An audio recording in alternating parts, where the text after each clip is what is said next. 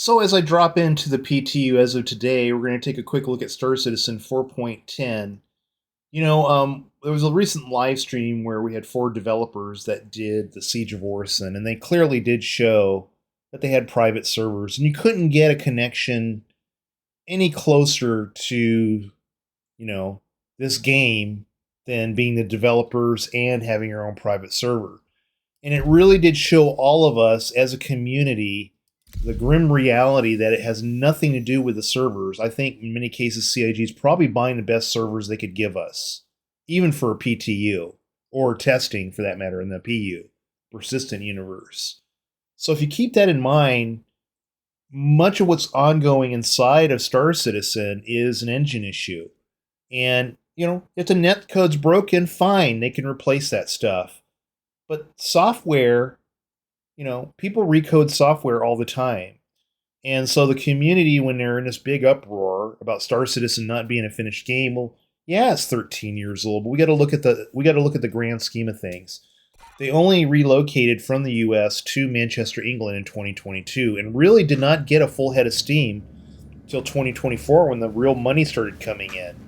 So if we really think about it, a lot of the work they've been doing has been ongoing in the last couple years. 2 years, right? I always predicted Star Citizen would be ready to go by 2030, and I stand by that. I'm going to give them a breathing room to make all these mistakes. Now, people will give me this, I'm not buying this early access or in beta anymore, and I'm not either. They are no different than any other company. They're going through a lot of headaches, making a lot of mistakes, trying to get it right. But we really, I'm going to stand by the wording that we really won't know till 1.0. This is not in any way, shape, or form, and they don't claim it to be, a finished product. And when people jump all over the place with Battlefield 6, No Man's Sky, Elite Dangerous, we can just keep going on the list of games that are out there. And they jump at all these games that are finished products, that are complete, and come from companies that have large financial backing or financially successful, and they say, well, Star Citizen is $1 billion. You could stop right there. Okay? They're building two games, Star Citizen and Squadron 42. And it will not surprise me if the bulk of the money is going to Squadron 42, which is really Chris Roberts' baby, right?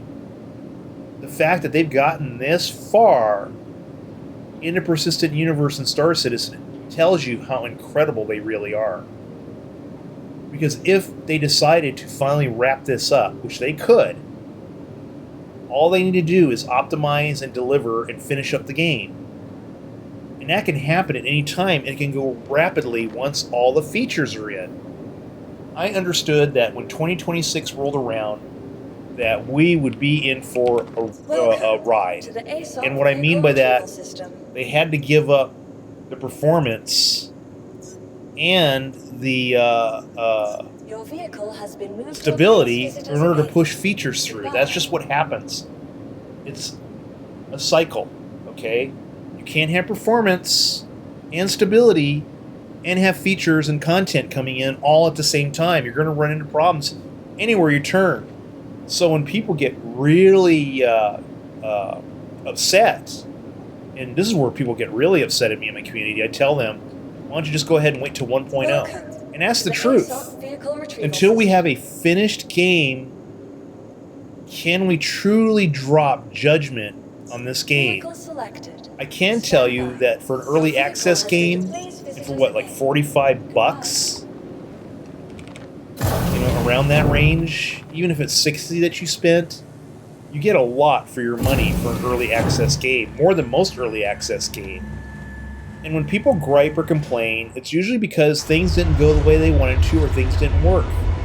And it happens all the time. Like right now, here we go with the hangar issues again. It's a constant issue. And it says it's on pad and it's not. But I know in the back of my head, this is not finished. And until we cross that finish line, my rants towards the game is not going to help CIG.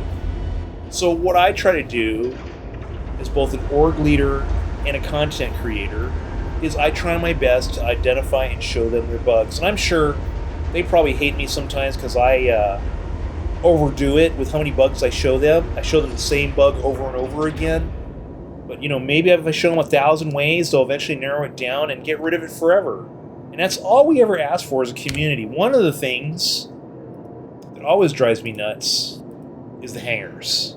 And the reason why I say that, ship sales is hurt pretty big for CIG. We know it keeps them in business.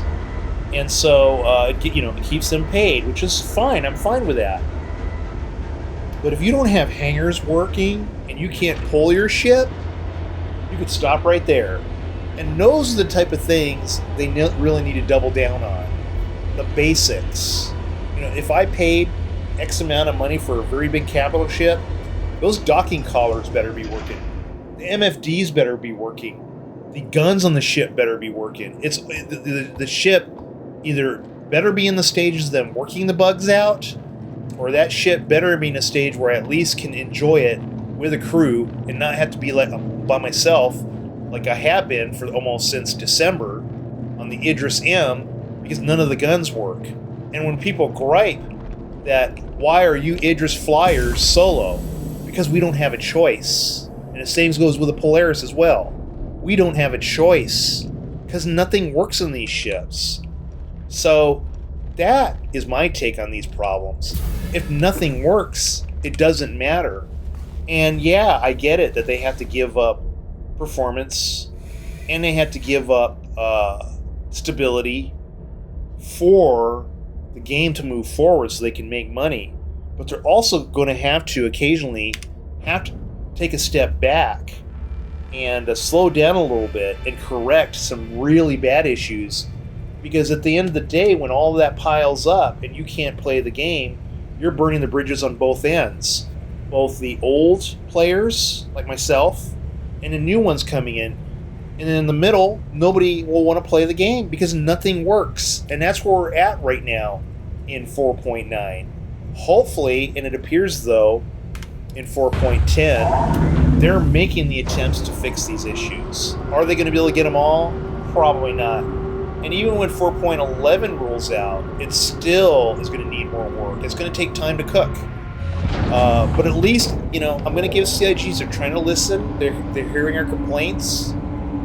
So we'll see where it goes. I love Star Citizen. From the bottom of my heart, I love this game.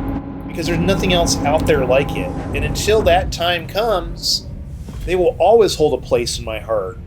How long will my loyalty last when newer and better comes along?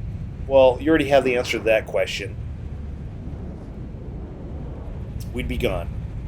Anyway, that's my thoughts. I'm in 4.10 PTU. We'll see where it goes. The saying always goes, we never know till it hits live. I'm Slayalot, your host. Praetorian of the Dirty Dozen.